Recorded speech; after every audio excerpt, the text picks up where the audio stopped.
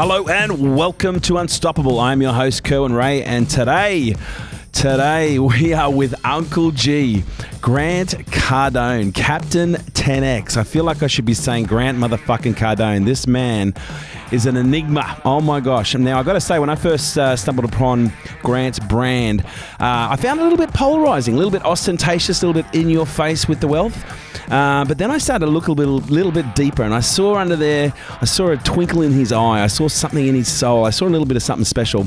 But unfortunately, I wasn't going to know if that was true until I met the guy. And this week I met him, and today I interviewed him. And I've got to say, I've been in an industry where very few times do I ever get surprised. And this is one of the first times I've been surprised in a really pleasant way, where the gentleman I've met has been actually even better than what is actually portrayed in the media itself and on social. So today we are with Captain 10X. That's a big intro. I've never done one that big before. We're going to talk about things that he has never discussed before. I'm going to assume you know who Grant Cardone is. He's worth over $300 million. He's raised over $1 billion through his property fund. He is known as the 10X guy. 10X is everything in life. But he's been interviewed probably, I'm going to say, in excess of 1,000 times. And this is probably one of the most unique podcasts with Grant Cardone you're ever going to hear. Listen up. This episode is brought to you by Nail It and Scale It, the world's leading fast growth program for businesses. If you have ever wanted to grow your business faster than what you can right now, if you need to make more revenue, if you need more leads, if you need more clients, if you need to know how to plan your business in a strategic way in order to hit big goals, if you need to learn how to scale your business and grow your team and your business so that you have more freedom, then this program is for you. Imagine 3 days immersed with me where we cover all aspects of business, but we do it from an immersive but also an execution standpoint. We execute every step of the way. And we're looking at 5 key areas. We're looking at your psychology. We're looking at your marketing, your sales, your leadership, and we're looking at your planning and how we integrate these 5 key areas to grow your business and your brand quickly. So if you'd like to find out more information, kerwinray.com. Ladies and gentlemen, it's my absolute honor and pleasure to welcome Uncle G down under into the podcast. Welcome to Unstoppable. Thank you. The first time we met, you remember when it was? And that was, you interrupted my meditation. That's right, exactly. Yeah. Someone said, he's in there meditating. I said, I'm about to be part of his meditation. And that'll go down in history. We got that on film. That's the real world, right? Yeah, that is the real world. Is, you can sit down and you can find that moment, but things do jump in that are unplanned in life. And hopefully that was a good unplanned moment. Well, I think, it's like personal development in general. I think personal development is useless until shit's going wrong. And that's when most people are at their best. They're like, I know this stuff, I've read this book, but show me what you like when the wind's up. Yeah, when you're getting hit in the face. Yeah. So, mate, it's great to have you here. Thank you. As we're just discussing, just before the cameras, actually, I think the cameras haven't stopped rolling. Like when I first was exposed to your brand, I was actually polarized a little bit. And on reflection, I think it was just bringing my stuff up around my stuff, because I think I went through this stage where when I first started making money, and Mikey was around in those days where, I started spending money and splashing money, and then I went through this kind of contraction where I was spending more money than I was making, and then I went through this contraction of becoming frugal and learning how to take care of the money that I made. And I think when you came along, it's kind of just triggered something of that ostentatious nature within myself that I used to judge. But I'm not ostentatious, just so the audience. I'm not. That's a judgment that you put on me. Well, it's a label. Because I am not a spender. Yeah. I am extremely frugal. Everything's relative. Yeah. So, and you haven't seen the whole journey. But no, I kept looking long enough to see past. Okay. And that's where I'm kind of getting to. Yeah. And I think sometimes people don't. Because we see a polarizing figure and we only react to the things that we see that trigger us rather than looking a little bit deeper and going, okay, what's under there? Yeah. And one of the things that I've been really pleasantly surprised is the person that sits under this brand is like, there's a real soul. Oh, wow. Yeah, there's a real soul there. I'm a real soul. Wow. Okay, I love this. This could go fucking anywhere. I'm a real soul. No, but for me, that's Dude, I am a soul. There's not a soul inside of me. An empty soul. There's not a soul inside of you. No. I am the soul. You are a soul. I am the spirit. Yeah, you are the spirit. You are the expression. Right. I'm not like I don't have. There's not something inside of me. I am this. The body is what confuses people. Yeah. Okay. See. In my mind, I think it's the vehicle, the exterior. Is it a 4-door, 2-door? Yeah. Big, small, and then we judge that, and whether I'm projecting something that people like or don't like. Like the sofa, we're like, oh man, it's 50s, right? I'm judging the sofa, but it still serves the purpose. But inside of me is, the thing that a lot of people don't know about me is like, spiritually is the most important thing to me in my life, more than the jet, even the marriage or the kids. Yeah, right. Is my spiritual condition. And I guess what I'm curious to know is how long have you been consciously on that journey? Probably since I was 25, maybe since I was like 6 or 7 years old, actually. Yeah, right. If you know. So what happened at 6 or 7 that kind of... I was in church, man. I was in a Catholic church. So you were born in a Catholic church? Yeah, I was sitting in the pew. My dad was still alive. My dad would die like 4 years later. And we're all lined up, the Cardone family, right? We went there, five kids, my mom and my dad, and he's an usher in the Catholic Church. And it could have been a Protestant church. It could have been it could have been any denomination, whatever. It wouldn't have mattered. It had nothing to do with Catholics, right? But we're sitting there, you got Jesus on the cross and the blood coming down. I'm 7, man. It's a lot of data to take in. Yeah. Shit, the incense are burning and they're doing Latin and, and I remember hearing something about, you're gonna, if you die and go to hell and you're gonna burn for what sounded like forever. Yeah. Eternity was the word they used.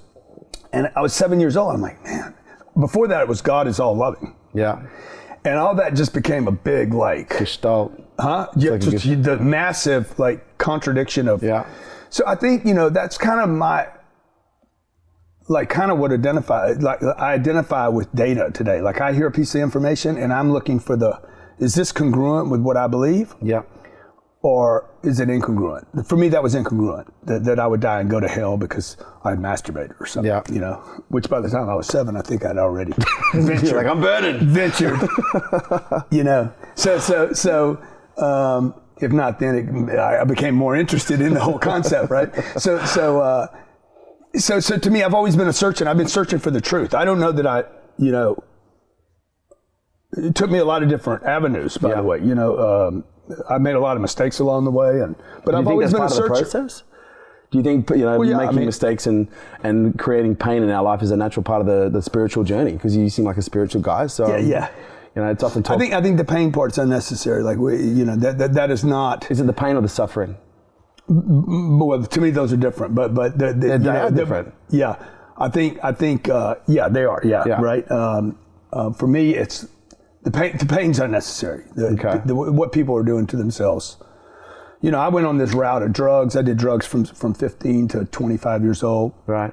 But even before that, and then after the drugs, I was in grief and fear. This is from your dad? Was this from your dad? Probably from the loss of my dad. From 10 till even 45 years old. So that was like the first traumatic event in your life, like losing your dad? Yeah, it was a major traumatic. I don't know if it was the first one, but... Okay, yeah. Because I don't know that this lifetime confines the true length of time that we've been around. Yeah. For a spirit. Yes. So for a body, of course, right? But I didn't know we were going to get this heavy in this interview, but here we go. So, so I've been searching, dude. Yeah. So even in business, I was on Jamie Foxx's live stream last night, and I was like, Jamie, look, I'm just an artist pretending to be a businessman.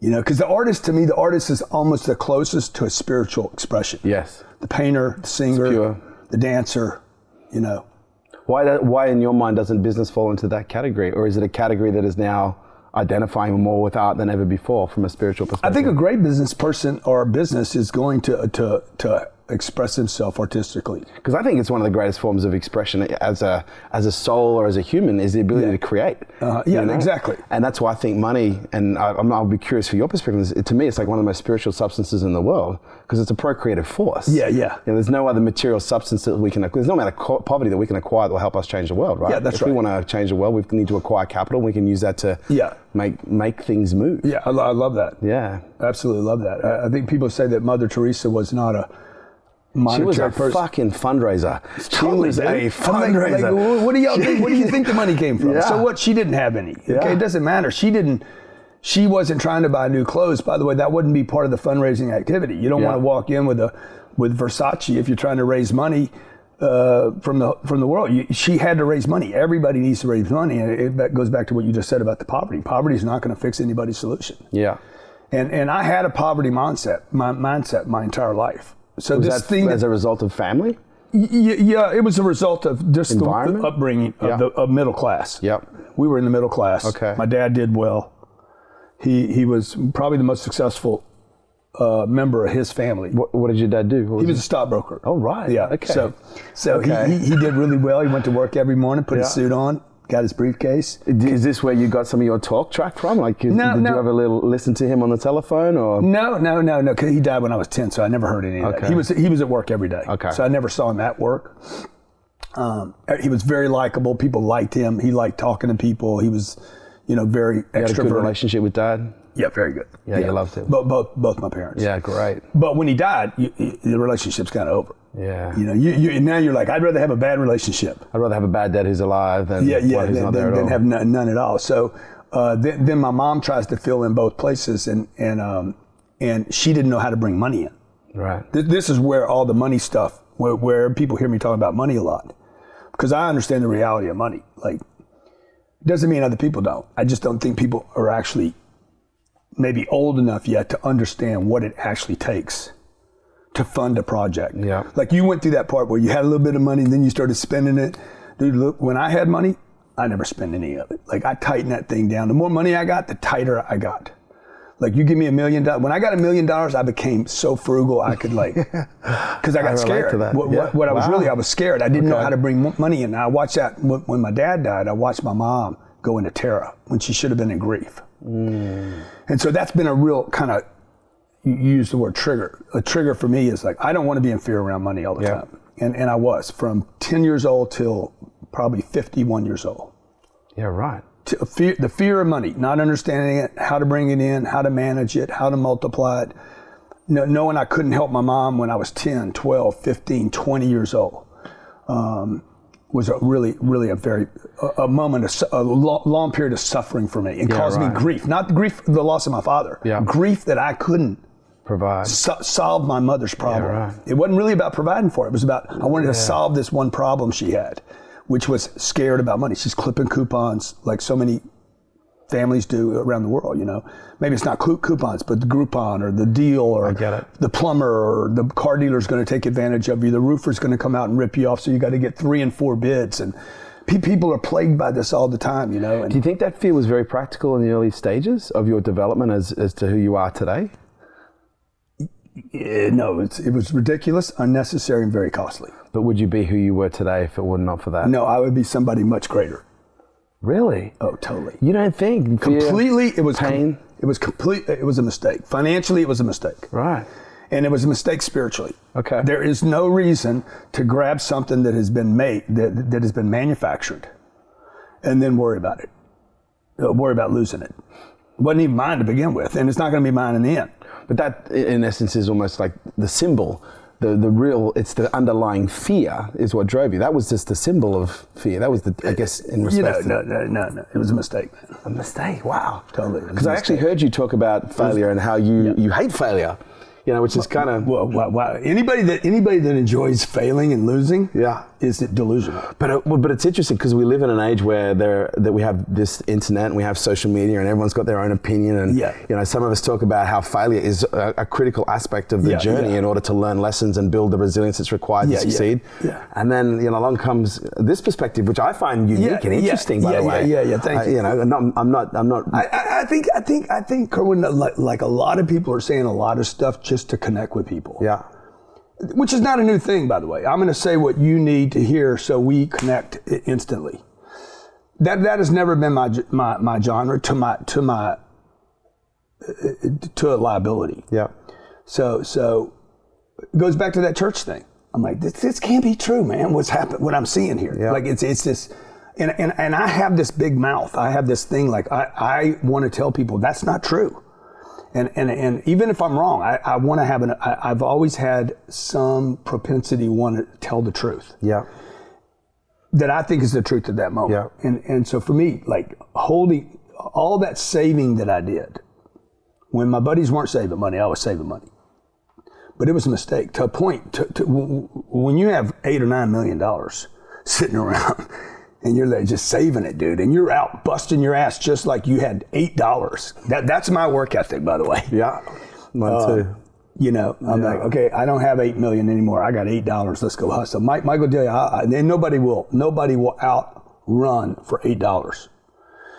Because I know I know why I'm doing it though. Then I was just doing it out of fear. Now I got an actual strategy and a game I'm trying to play. And something happened at 51. Like something that was like a defining moment, a shift. There was this tectonic shift in the economic universe called the 2010 collapse, 2008 to 2010. You know, the economic collapse in America. And it was just this rude, barbaric reminder that, hey, bro, look, all this can be taken away.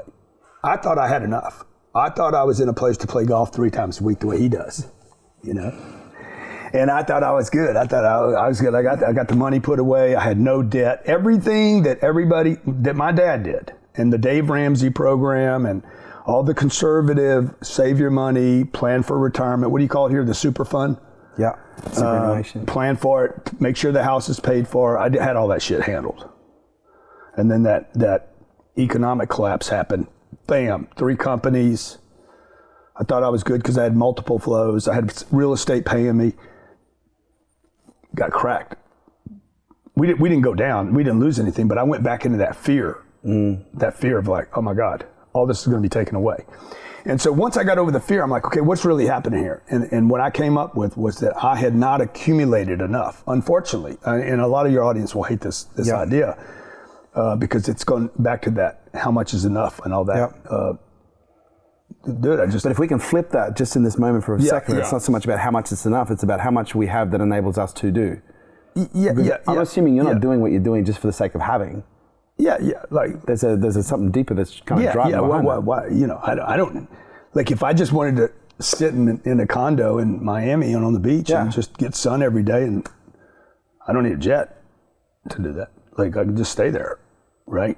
And like we're doing a lot of traveling right now. Yeah. And I want to be with my kids. So if you want to be with your kids and have a nanny and drag them around and, you know, do the thing, then you got to have some equipment to go with it. And all that takes money. Well, that's what happened in 2010. I had just been thinking too small the whole time. It goes back to that saving money. I shouldn't have been saving money, dude. I should have been using my money to build my brand out.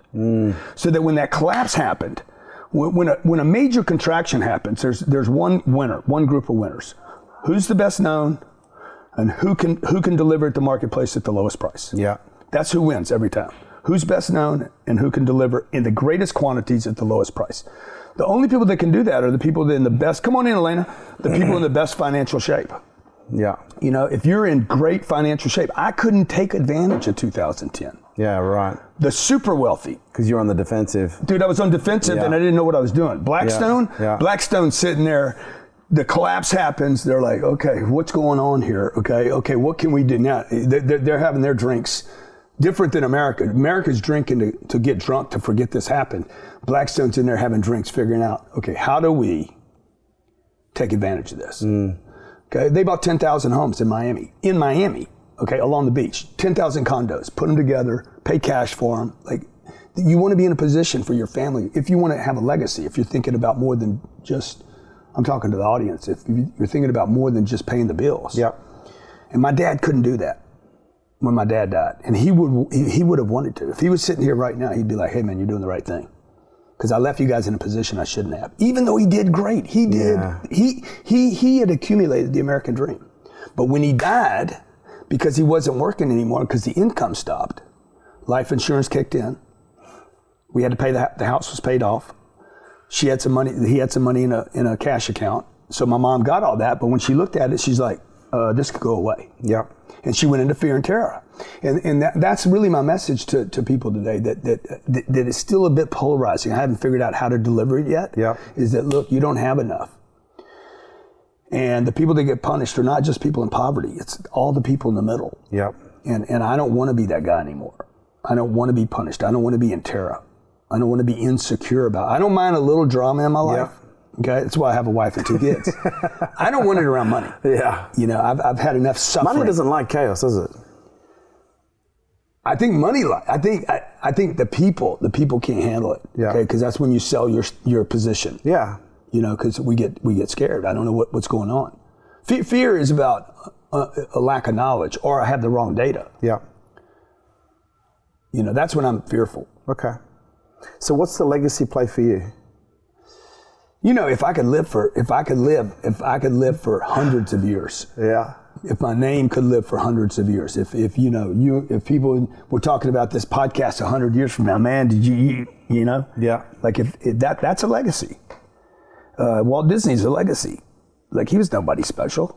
If you study his story, he was not some super genius guy. He's known everywhere. You go to China and say Disney. We were in, where did we go? Japan. We go to Disney. My kids want to go to Disney SeaWorld and Disney Sea or something in Japan. Stood in line for 2 hours to go to a 5-minute ride that's shitty and paid too much, you know? But hey, it's that moment I had with my kids, right? So that's a legacy. So in the time that we've got, I'm really curious to understand your psychology around failure. I'm really curious to understand your psychology around mistakes. Don't fail. No, I'm Don't curious. fail. No. Well, I see. I'm the opposite. I'm like fail, fuck as much as you can, make as many mistakes, go into basketball. I know. This can go. But this is the thing. You don't want to do that with money, real estate investments, or marriage. Yeah. But how many times do you want to fail in a marriage? Wow. Look, one is enough. Yeah. But to me, it's managing those failures in a way to prevent future failures. Because again, I failed at marriage once. Okay? Yeah, I'm with you. I did too. Okay. And so for me right now, I'm not looking at that and going, okay, that marriage was a mistake. But did you know going in? Like if you look back now and say, you know, I shouldn't have done that anyway. No, look, I think going in, I was very hopeful. Like I'm the type of guy. I'm a very difficult. I'm a unique personality. Maybe like you in some respects, where like when I meet a woman, it's very difficult for me to meet a woman that I can want to spend a lot of time with. And so when I did, I was like all in. But it didn't work out. But I've got an incredible baby boy. Yeah. And so I don't look at the marriage as a mistake. I look at the marriage and go, wow, it brought me this beautiful, incredible child that I now have that enables me to heal not only my own wounds. Well, maybe it wasn't a failure. No, it wasn't. Yeah. It wasn't at all. But it might be perceived as someone who sees things in that way as a failure. Yeah. And whether we're talking about a relationship or losing weight or a business, like, I don't know, one of the things that's got me through in so many ways and also working with others is helping people understand their failures. Now, failure is just a label. A mistake is just a label. To me, we live in a dual universe that is completely neutral until we allocate a meaning to it that determines the fundament that is driven by psychology. And our psychology wants to, either label things as good or as bad. And oftentimes we label the good things as bad and the bad things as good. Yeah. And so for me, like, I've seen an enormous level of therapeutic benefit for people who can look at their mistakes and look at their failures and ask smart questions rather than look at it and go, fuck, that was a mistake. It should never have happened. I'm going to allocate a level of judgment to myself here that's going to create pain that can be unresolved. Yeah. I'm going to look at that situation and go, okay, although it was a mistake on some level, what was the benefit of this? What skills, knowledge, experience? What I get out of this is going to make me better? I know. But there's an old saying about, you can learn from your own mistakes. Yeah. But anybody can do that. Yes. A wise man will learn from the mistakes of others. True. Like, can I just pay attention to what other people are doing? Yeah. And look at it, and say, wait a minute, is this true or not true? When Warren Buffett says, you should buy ETFs or mutual funds, or you should plan for retirement or start buying stocks when you're young, is that what he's doing, or is that what he's saying? See, because what people say and what they do could be different. Yeah. And I can learn, like, I study Warren a lot. Okay, for investing, so it's the thing that reinforced my tremendous belief in multifamily apartment buildings as an investment vehicle, is because Warren Buffett said in 2008, man, if I could put 100,000 homes together and buy them and manage them and rent them, I would. I'm like, okay, how could I do that? Okay, it's not his game. That's not what he was doing. He's not going to do it at 80 years old. Yep. He's probably not going to do it because he's worth $89 billion too. So he can't do that. So what does he do? He buys positions in Apple. What is Apple? Okay, he didn't buy ETFs. He didn't buy mutual funds. He didn't buy any of the things he tells people to do on TV. He bought a major position in a company. So when I read that, I'm like, okay, he only buys cash flow companies. This is the way to avoid mistakes. Yeah, is to get real knowledge. Study one guy that's super successful deep. Do not read from 25 different people like we're doing on Instagram today. popping. I do it too, man. I'll get on Instagram and I'll waste 6 minutes popping from, see Michael Lane put up some dumb post, you know, which is on Poopy the Bob, you know, Cardi B, but Jordan Belfort's taking my cage challenge now, whatever, some dumb, and people just doing dumb stuff, and I'm sitting there, rather than saying, hey, let me spend that full 6 minutes studying one guy that has had a lifetime in one area of building wealth. Yeah. Not one interview. Yeah. And let's see, what is he really doing? Dig down deep enough in that one guy. What is he really doing? I have never lost money in a real estate deal. Yeah. How can that be in 30 years? Through 1995, 2000, 2001, 2008, 2010, didn't lose any of my property. How can I not lose anything? Because I did enough homework and I never ever break the strategy. Yeah. And so, I don't want to fail, man. No, I get it. But we do. I want to learn from failures. Yeah, of course we do. Of course I do. But for me, one of the things that I've seen that has really helped people, and again, I'm talking more at a therapeutic level here that help people perform. Yeah, I know. But you're overrating therapy. Oh no, I personally, I don't think I am. Like I think there's and when I say therapy, I mean self-therapy. I want success in my life. That is the best form of therapy and mental health. But that is therapy. Like any form of healing we do on ourselves is a form of therapy. I agree. Success is a form of therapy. To me, I often think the reason that people like you and I pursue success is because there's underlying wounds there that we feel we can heal through the pursuit and the acquisition. That's not my deal.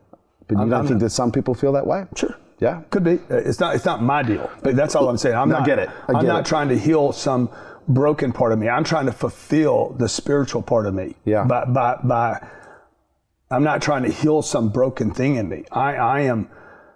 Because the therapist told me this. Oh, you're just trying to fill this hole up. I said, no, dude. What I'm trying to do is fill the hole up. And they're like, huh? I said, I'm trying to fill the hole up. I'm trying to fill my potential. Yeah. So that thing that was inside of me, I've done thousands of hours of therapy in the wrong direction of saying, oh, you're trying to accumulate stuff to fill you up. No, I'm actually trying to go get the things I should be getting anyway. That any spiritual being. Yeah. Capable of anything. Infinite creation. Yeah. Solving all problems, never making a mistake. A spiritual being in a perfect condition would never make a mistake. Would be able to calculate everything. A true God, would be able to calculate everything perfectly, right? Be able to tell the future, dude. Like be able to walk into situations and know what's going to happen next. And so I have been trying to get myself in a condition closer to that. Lucy, I was watching Lucy the other night. You like that movie? Lucy. She takes the drug. Oh, yeah. Lucy. Yeah, of course. Scarlett. I love that movie, right? Because she tapped into like 100% of her. Have you ever done DMT? No. Okay. No, I'm a drug-free guy. Just curiosity. And you know, look, I did a lot of drugs, so I stay away from everything that puts me at effect. Yeah. I want to be at cause. Yeah, understood. As much as possible. Because where I was kind of going with that talk track before was really people's relationship with failure. Because I've actually seen people's relationship with failure get in the way of their ability to develop. Because oftentimes they will make a mistake and they're like trying to be these perfect beings. They're pursuing the godlike nature. They make a mistake. Yeah. And rather than taking the lesson, they spend all their time beating themselves up because their relationship with failure is a negative one. They go, oh, I failed, I'm bad. I won't look at the lessons, I'll just fucking beat myself up. Yeah. How do you resolve that in an environment where failure is just a mistake? Redefine it. Just redefine it. Like for me, I can't fail if I don't quit. Yeah. You know, and I quit all the time. Do you hate admitting when you're wrong? No. No? Okay. No. I told my wife that night. I said, you never admit when you're wrong. I admit when I'm wrong. That's what I say all the time. I do. I don't mind telling people I'm wrong. Yeah, you're right. I was wrong. Okay. Let's move on now. Like I'm just moving on anyway, so it doesn't matter. Like, I'm not going to remember that wrong. Okay. Now, if I continue to fail, for me, failing is I incorrectly estimated. It's a miscalculation. I'm just miscalculating, right? So if I go try to open that window over there and it doesn't open, I miscalculated something because the window will open. If I go try to fix the machine over there, I don't know anything about fixing stuff. So it's a miscalculation of intelligence and force. Yeah. Because if I get the perfect combination of intelligence and force, use too much of one of them, it's probably going to be a problem. Because I know super intelligent people that don't use any force and they don't end up with it, you know. Right? All the superheroes use force. There's none of them that use love. Right? Yeah, None of them got a heart on their cape. Yeah. They all use force. Every superhero uses some force and intelligence and their gifts. And is there a kryptonite possible? Yeah, stay away from it. So yeah, I know what my kryptonites are. Leave drugs alone. They never benefited my life. Leave shortcut people alone. People that want to take shortcuts and want to do the quick thing. Okay, don't break the law. Just do whatever the law says. Play by the rules and win by the rules, and then go big. Yeah, okay? right. Because I fail because I get short of the window. Every time I've ever failed, it's because I was thinking too small. In my whole life. You do think big. I don't think big enough. And that's part of your brand. Yeah. 10x everything. 10x. 10x everything. I know we've only got a couple minutes left. Because it wins for me. It's authentic. I was telling Michael before this, I said, dude, we need to come. He wants to come back here and do something. I said, yeah, but we need to do something big, dude. Let's do something that's never been done before. Let's quit thinking about the audience that can only pay $99. Let's go do something massive and change the world with this space that we're in, okay? You're so awesome on stage. You're so inspirational. You help so many people. We just need to figure out how to help more of them. You're 100%. And that's why I got involved in the social game. Like, our intent in the first place was to take the transformations we take in our rooms and share them with the rest of the world.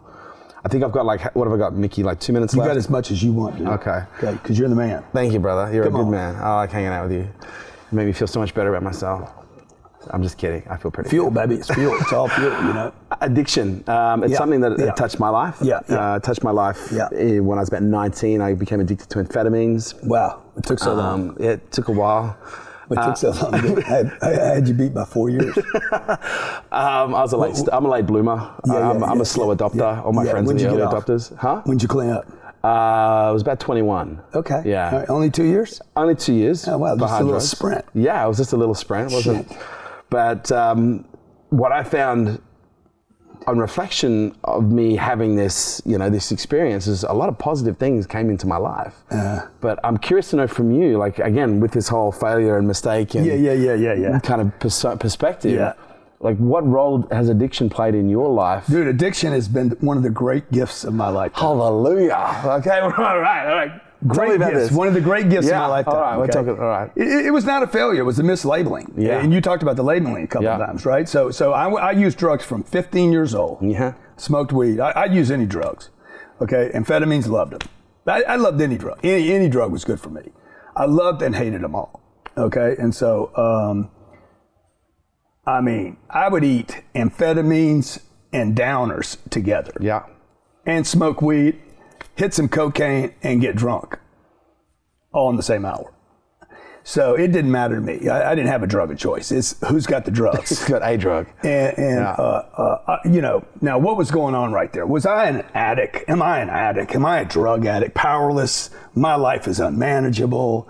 I hate that. I have a genetic malformity, and I have been gened by some god that this is in my genetic lineup, and dude, that's all bullshit. Anybody used as much drugs as I used will become addicted to drugs. You're going to keep doing drugs until you quit doing drugs. Yeah. So I quit. I saw some post the other day on Instagram about stopping sugar. I think I hit you. I said, hey, you up for this? A bunch of my buddies said, you guys up for this? I should have hit you on it. Dang. You guys up for this? 14 days, no sugar. Okay. I'm 61 years old, dude. I've been 11 days without sugar. I just make a decision, okay? Cigarettes. I can smoke cigarettes for 2 days and then throw them down and say, I'm not smoking another one. Drugs, I was never a drug addict, but I used drugs for 10 years. Went to a treatment center, needed the treatment center to get off of it, but I did not have a disease. Okay, now, this, people hate this message. No, I'm not. You do, but you're good. You're good? No, I'm fantastic. But people out there, man, I went to meetings for years, dude. I'm like, I cannot be these people. Okay, my life is unmanageable. Yeah. But drugs was just a symptom of another problem. Yeah. And or a gift that I was just misdirecting. What was the main gift? Dude, obsession, man. Yeah. The ability to be obsessed. Resourcefulness. The ability to be like, hey, I'm going to get drugs, man. I'm going to get them. Just getting drugs is work. The beginning of my sales career, where's the drug dealer in this town? Right? I mean, how to prospect, how to go, like, how do you get creative? Well, the reason I laugh is because I remember when I was addicted to drugs, I'd rock up to one of my mates' place and they'd say, no one's got any gear. I was like, have you rung everybody? We've tried. Have you driven around? What about? And like literally within 3 hours, boom, you scored. I scored. Yeah. And I think that's an incredible asset to take into the business space, to just go, wow, no one's buying. Fuck, have you rung everyone? Have you spoken to everyone on that beach? Have you rung every number? The ability to like lock into something. Yeah. And so when I left the treatment center, the guy Paul, I think it was his name, Paul, who nobody knows today, by the way. I just want to reinforce that idea. Nobody knows Paul. Okay, so Paul says, dude, you're never going to make it. Your ideas, because you spill your whole guts there, right? Yeah. So he's like, the idea that you're going to be an author one day, you're going to write books. He scoffed at all this. And the idea that one day you'll be a real estate tycoon, and that you'll be happily married with kids. He's like, if you just make one day of not using, I said, dude, there's no way I'm leaving here and settling for one day of not using drugs. I'm never coming back here. I'm never using drugs again. And I'm going to do all that other shit that you said is going to bring me back here. And so I don't know Paul today. I don't know where he's at. He's probably in Minneapolis giving somebody bad information. And I went out and said, hey, I'm just going to flip this drug addiction and I'm going to take all of that and I'm going to become a good salesman. And I hated sales. I'm going to become a salesman. I'm going to learn how to do what salespeople, professional salespeople around the world do and duplicate that. And then then I got addicted to building a business. Then I got addicted, if you will, to real estate. Now I'm addicted to being a good dad and making time for my kids. And, I love that. Maybe one day I'll learn how to be a good speaker. You're a fucking great speaker. Come on, knows, man. So relationships, when did Eleanor come on the scene? Like I know you guys have this power couple dynamic going on. I don't know when she came on the scene. I'm not too happy with her today, but no. She came on the scene 16 years ago. Okay. And had you been quite careful about getting into relationships up until this point? No, I was having lots of relationships. Yeah. Okay. But in terms of the relationships you committed to? I was responsible for those stains on that sofa over there. That was you. Okay. Yeah, right. No, I was... was it a big deal to commit to Eleanor? I've always wanted a relationship. Okay. I'm a relationship guy. I like family. I like that whole thing. But I made decisions when I was a kid to be a player too. So I got this conflict. So I'm going to be the player. I'm going to be James Bond. The one and the many. Yeah. When you're with the one, you want the many. When you're with the many, you want the one. And I was empty all the time. I was, because that wasn't my potential. That wasn't the hole in me, by the way. It was my potential saying, dude, you don't want to be with a different woman twice a day. Seemed cool in the beginning, but I was empty. Yeah. And I was empty, or my potential is like, hey man, you're not that. Your dynamic should be a marriage and kids, and then once you have that, you want to help more people, right? So that I just keep doing this. I keep going rippling out, expanding to find out what can I do, Yeah. So Elena's been great for me. Okay. Was it a conscious decision to commit? She'll tell you she's responsible for 99% of everything that's happening. As a good woman shall. Yeah. But it's interesting because even Napoleon Hill talks about it in Think and Grow Rich, which is, a text that was written in the early 19th century where he studied the 500 wealthiest people, in the world at that time. And he identified that people, of those 500 people that he interviewed, they all had incredibly high sex drives. Uh-huh. But what they had learned how to do was to harness their sexual energy into things other than just the act and the simulation, the stimulation of the fantasy. Uh-huh. And so what he discovered was these people, these 500 wealthiest men in the early 19th century, they all had very high sex drives, but they just weren't, thinking about the next girl they're going to pop. They're actually, allowing that energy to propagate, and they're focusing on the things that they want to create. Mm. And again, what's interesting is tantric masters have been talking about this stuff for fucking centuries, right? About how sexual energy is one of the most powerful creative forces on the planet. So 2 questions. Number 1. Yeah. Ladies are going to love this. Do you have a high sex drive? And number 2... 10X, baby. 10X, baby. 10X. What do you think 10X is for anyway? Where do you think they came from? Come on. But more importantly... I know the ladies out there like, I wonder if he's really 10X. I know when I'm doing a stage, I can feel the women out there saying, I wonder who's more 10X, Cardone or Kerwin? There's only one way to find out, ladies. Yeah. And I'm afraid Cardone is taken. Yeah. Look, I think, I don't know if I agree with some of this spiritual, the sexual energy. I think a lot of it's wasted energy, and I think a lot of it is a reminder to people about pain and suffering and being in effect again. Yeah. And I mean, the purpose of sex for me is to create kids. And to togetherness with the person you've chosen to be. I guess with. I'm going to go one step beyond just sex because it's the dynamic. But I'm not a sex therapist. I don't even know what I'm talking about. Yes, I have sex. It's more about the dynamic that a relationship has that creates that charge. My sexual energy, though, I don't think is responsible for my successful creation. Has the relationship added a dimension to your ability to want to create, to make decisions? Has it, like when you and Ella... The kids would probably have more to do with that than the relationship itself. I think the kids, when we had the kids, it was like wham, giant expression of creation. I want to create more. Yeah. The second kid, boom, even more. Like the amount of content that I've created, even before Elena, but after Elena and with the kids has been. Because I think the kids are definitely an expression of sex, right? Absolutely. That's the most powerful I think they're mine. Leo was living next door to us at the time. We had those babies when we were in L.A. Leo lived in front of me, and Dr. Dre lived in front. Is that right? Literally, Leo. Right. I'd look at Leo in the morning, and I'd see Dre when the sun went down. And my kids don't look like Dre, but they do look a little like Leo. So, and I'd see Elena in the kitchen in the morning looking out there saying, hi, trying to get his attention, That's gold. I said, look, the Titanic lives here. Yeah, right. The Titanic lives here. I'll sink your ass. Yeah. Anything new on the horizon for you? Just trying to figure out, I want to create a real estate business that's worth 10 or 20 billion bucks. That's You're definitely on the road to be doing that by the looks. Say again? I said it looks like you are more than truly on the road. No, that could happen, man. It could be my legacy, my possibility, man. And it could really challenge some of these big banks. So that'd be a fun game for me because I like that. I like taking on big players, and that would give me a sense of like, you know what? Now you're playing the right level. Okay. My whole life has been just 50 years of playing at the wrong level. Yeah, right. I've been in the minor leagues the whole time. I think most people out there are too. I think you're all playing in the wrong. Most people are playing in the wrong league. Who do you compare yourself to? Who do I compare myself to? Interesting. Nobody's ever asked me that.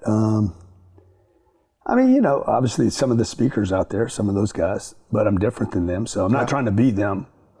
I don't know, dude. I'm kind of a unique. Like I try to be I'm not trying to be myself. I'm being yourself. 99% of the time, I'm being myself. Yeah.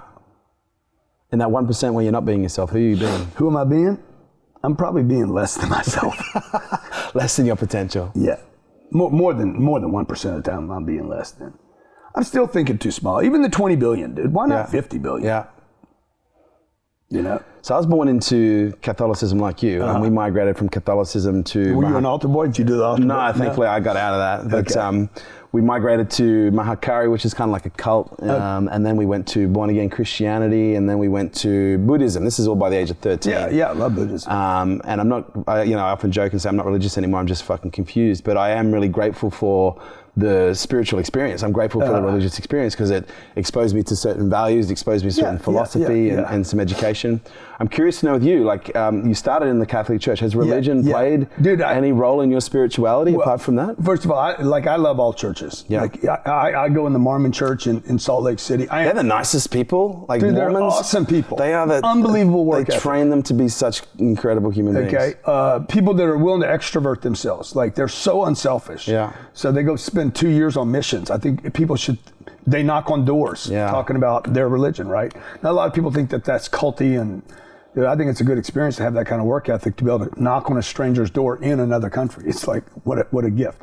We're gonna go to Israel. I can't wait to go to the churches there. Wow. I go to Italy. I love the churches there. Like it doesn't matter to me. I'm gonna do a speaking event here in Sydney Sunday for the Church of Scientology. Like I'll go into any church. Jehovah's Witnesses. I love churches, and I think where people gather, even if you don't agree with everything there, like where people gather for the betterment of themselves with the intention is I want to be better. I think where it goes wrong is where my religion's right and yours is wrong. And that's where everybody gets a little like, I don't get it, Yeah. So I've always to the point of obsession where there's conflict and then you've got global war and it's unproductive. You know, religions that are involved in wars, like that's getting a little like, why? Yeah. Let's not kill people. So, so do you identify do you still identify with religion, or are you more identified with spirituality? Oh, I'm definitely a spiritual person, but I think that religion's important to culture, though. Yeah. To our culture. People need to believe in something. Yes. 10X is a religion, man. Yeah. Come on. It's not approved by the government as a religion. Okay. It's still tax deductible, though. So I mean, your contributions to 10X is tax deductible. The income I get is not. The Church of 10X, I can see that. But 10X is like people talk about, what is a cult? A cult is a culture. Yeah, at scale. Yeah.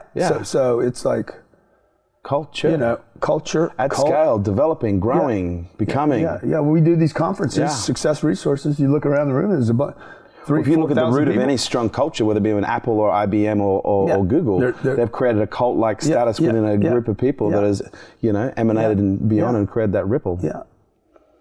It's been an absolute enlightening conversation with you, Grant. And I wanted to... Come on, man. He's like the Charlie Rose of Australia interviews. Huh? I wanted to do something different. Like, I don't want to do the same old stuff that everybody talks about. I was really interested more in your story.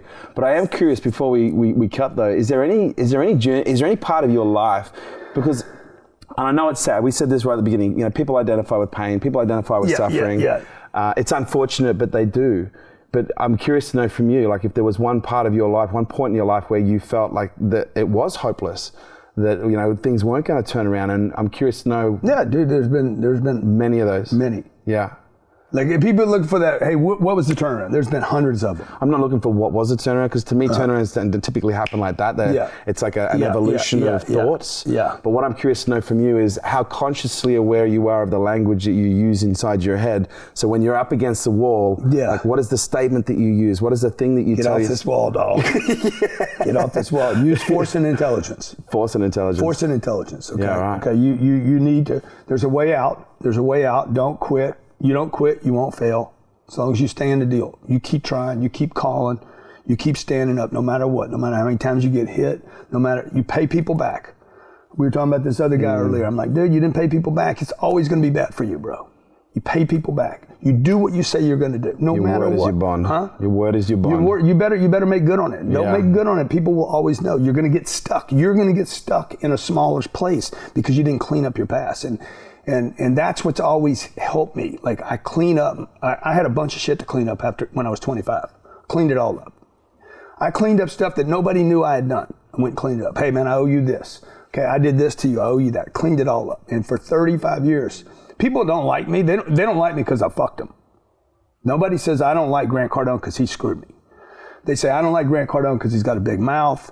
He's a braggart. He flies private in his own jet, shows it off. Whatever. They don't like they don't like whatever, right? They don't like the color of the couch. But it's not me. That's them. I didn't do anything to them. Yeah. And so I cleaned up my end. Now I got to get all right with being me and then trying to please me. Yeah, right. Because the one guy that I need to be happy with every night is me. I want to put my head down and say, man, Kerwin likes you. That's good. But, is that going to be enough? I like me. We went to that damn Madame Butterfly over at the Opera House. I'm looking at the Opera House right now. Maybe you can get some B shot of that. But we went to that son of a bitch, okay? I walk in there. I'm like, oh, this is a bad idea. Okay? 15 minutes into it, this is a terrible idea. I can tell you already, yeah. Okay, Elena, how long is it? Okay. She tells me, it was $400, right? So this is the beauty of money. I said, we're leaving. She's like, are we leaving it? Oh, so you damn right we leave. There was a time in my life where I wouldn't leave because I paid $400. Yeah. So I would stay in that chair. I would stay in that chair because I paid $400. And I can't tell you how many things I stayed in just because I paid for it. I'm like, I got to stay in. I got to suffer because I paid for it. I'm like, oh, we're leaving this thing. Okay. And I was in bed at 8:30. Having sex with my wife. Trying to make another baby at 60. Are you trying to make another baby? So I'm like, hey, try that on, Madame Butterfly. That's your own Madame Butterfly. Yeah, that's your own music. But you know how many things I've done in my life where I paid for something and I didn't want to be there, and then I'm like, I got to stick it out anyway. Yeah. Dude, just pay. You made a mistake. Yeah. take the lesson. But was it a mistake, or did I get to go there for 1 hour and enjoy the 45 minutes of it rather than punishing myself? Yeah. I have to say, this has been, like, I kind of feel like that I got to see you before I got to see you, but now this is confirmation for me. Yeah, I'm a decent human being. You're a very good human being. And when I say you're a soul, he's a good soul. Like, he's a good soul. He has a soul. We all have a soul. But yeah, I can tell. I am the soul, dude. You are. Just consider that. We are the soul. I am. Yeah. A spiritual being. Whose God is bigger? Huh? I am a spiritual. Whose God is bigger?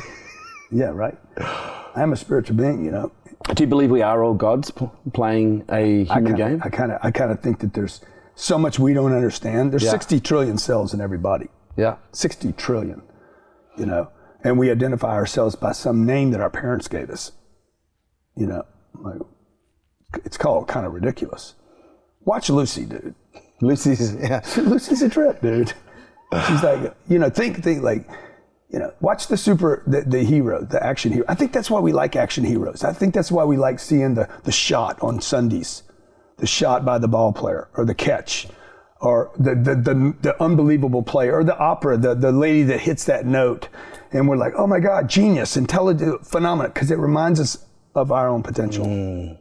That's why I'm moved so much by all those things, and you know, whatever it was, the arts or the sports or watching you speak, you know, I'm moved.